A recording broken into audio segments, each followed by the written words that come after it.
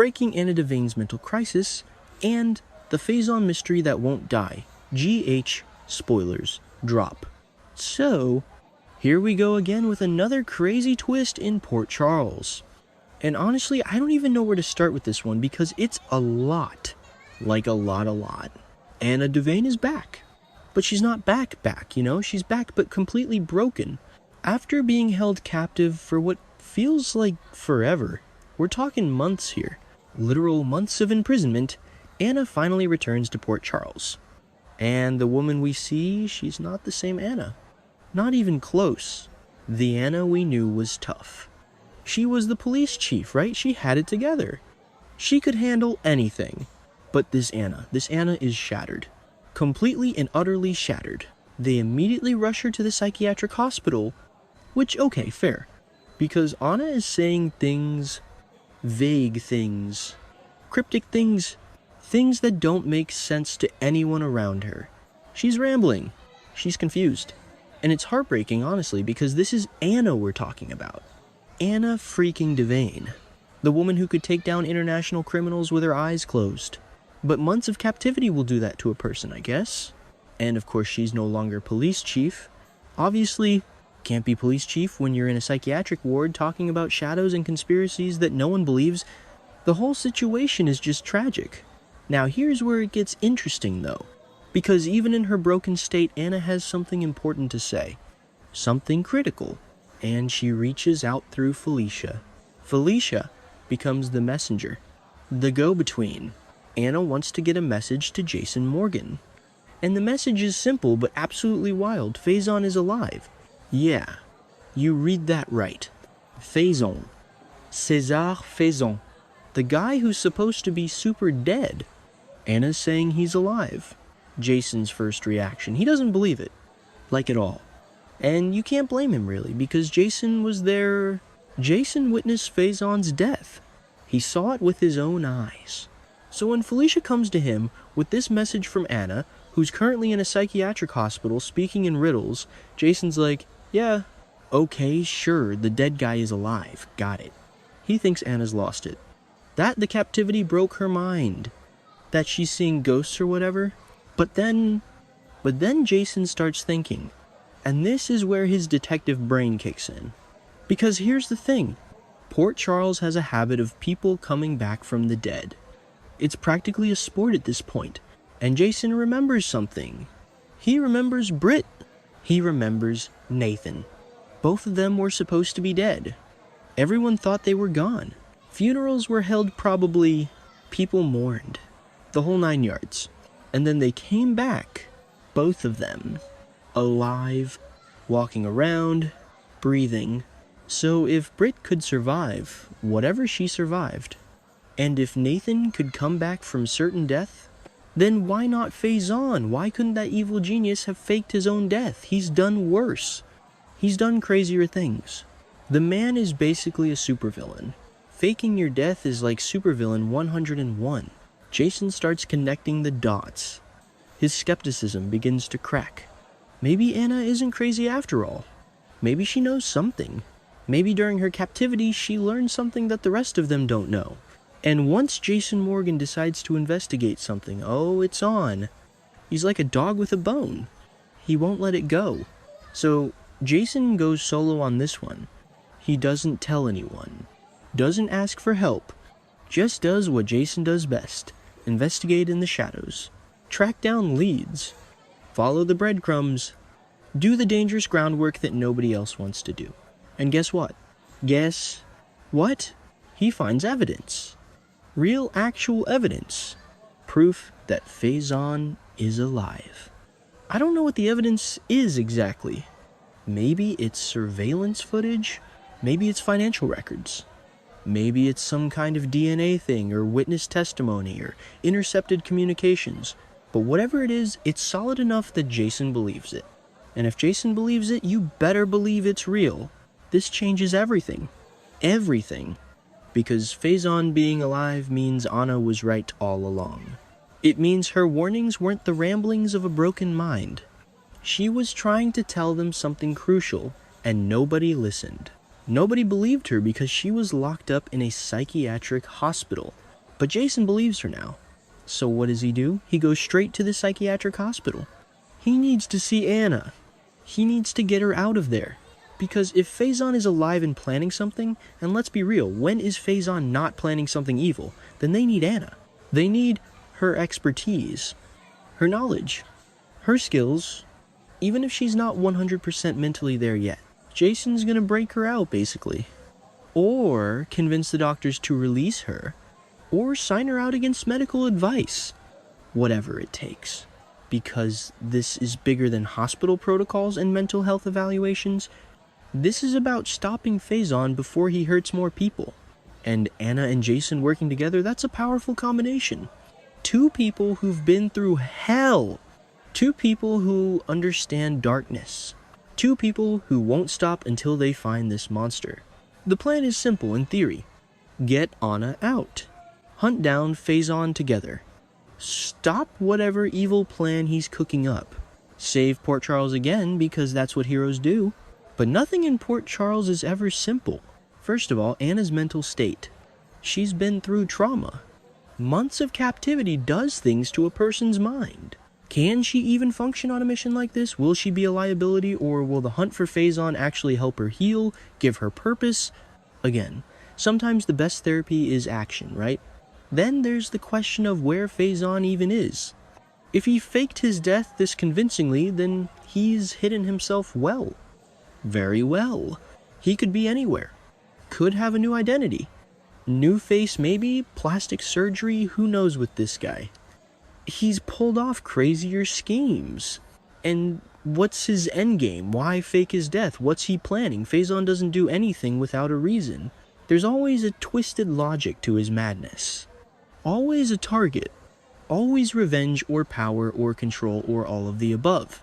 Is he targeting Anna specifically? Is that why she was held captive for so long? Was he torturing her with information about his survival? Playing mind games? That would be very on brand for Faison. He's not just evil. He's psychological evil.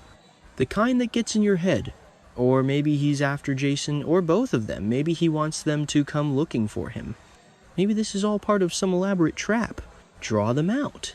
Isolate them. Then strike. Because here's what we know about Faison. He's patient. He's strategic. He plays the long game. And he always has multiple backup plans. So even if Jason and Anna find him, even if they corner him, he'll have something up his sleeve. Some twist. Some surprise. Some way to turn the tables. But Anna and Jason aren't exactly pushovers either. Between Anna's spy training and Jason's mob enforcer skills, they're a formidable team. If anyone can track down Faison and stop him, it's these two. The psychiatric hospital scene is going to be intense though. Imagine it. Jason walking into Anna's room. Maybe she's sedated. Maybe she's staring at walls. Maybe she's still speaking in fragments and riddles. And Jason has to reach her. Has to break through the fog of trauma and medication and mental collapse. He'll probably tell her about the evidence. Show her proof that he believes her now. Apologize for not believing her sooner. And hopefully that will be enough to bring Anna back. To give her something to hold on to. Something real. A mission. A purpose. A reason to fight through the darkness. Getting her released won't be easy. The doctors will object. They'll say she's not ready. Not stable. Needs more time. More treatment. More observation. And they're probably right from a medical standpoint. But Jason doesn't have time for medical standpoints. Not when there's a dangerous criminal loose who everyone thinks is dead. Will Jason just take Anna walk out with her? That would be kidnapping technically. But since when has Jason worried about technicalities? He's broken how many laws at this point? What's one more for a good cause? Or maybe he'll get creative. Forge discharge papers. Bribe someone. Call in a favor. Jason has connections everywhere.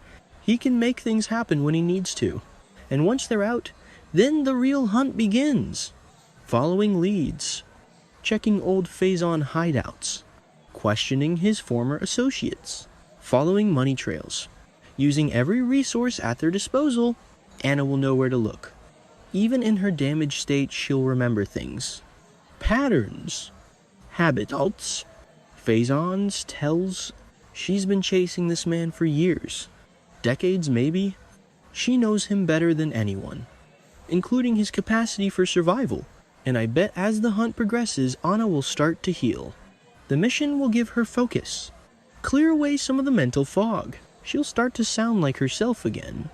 Think clearly, make connections, be the super spy we all know and love. But Faison won't make it easy. He never does. There will be false leads, traps, misdirection, close calls, near misses, moments where they think they have him only for him to slip away again. This is going to be a cat and mouse game, a deadly one, with Port Charles hanging in the balance. Because whatever Faison is planning, it's not small, it's not personal, it's big, it's catastrophic probably. He's not the type to come back from the dead just for a small revenge plot. No, he's thinking bigger. Maybe he wants to destroy the entire city. Maybe he's targeting multiple people. Maybe he's building an empire, a criminal network, using his death as cover to consolidate power without anyone watching. Or maybe it's personal after all. Maybe he wants to systematically destroy everyone who ever crossed him. Start with Anna, then Jason, then everyone they love. Make them watch as he tears their lives apart piece by piece. Whatever it is, Anna and Jason need to stop him before it's too late. Before more people get hurt. Before Faison's plan reaches its conclusion. And the thing is, they will stop him. Eventually, because this is General Hospital, and the good guys usually win. Usually. But the journey there, the path to victory, that's going to be brutal. Bloody, traumatic. People will get hurt. People might die. Secrets will come out. Betrayals will happen. Nothing will be easy. Anna's recovery won't be linear. She'll have setbacks. Moments where the trauma overwhelms her, where she freezes or panics or can't function. And Jason will have to help her through those moments. Be her anchor. Her support. Her partner in every sense of the word. And through it all, they'll be learning more about what happened to Anna during her captivity. Little pieces will come out. Flashbacks, maybe. Triggered memories. The full horror of what Faison put her through. Or maybe it wasn't Faison directly. Maybe he had people working for him, torturing her, breaking her down systematically, because that would be Faison's style. He wouldn't do the dirty work himself. He'd orchestrate it, watch from a distance, study her breaking point, take notes, use the information for his master plan. God, this is dark. But that's General Hospital for you. Never afraid to go to dark places. Never shy about putting beloved characters through absolute hell. And poor Anna. She's been through so much over the years. So many losses. So much pain. And now this. Months of captivity followed by a mental breakdown, followed by nobody believing her, followed by having to hunt down her tormentor while barely holding herself together. But she's strong. She's Anna Devane. She'll survive this. She'll come out the other side. Maybe scarred. Maybe changed.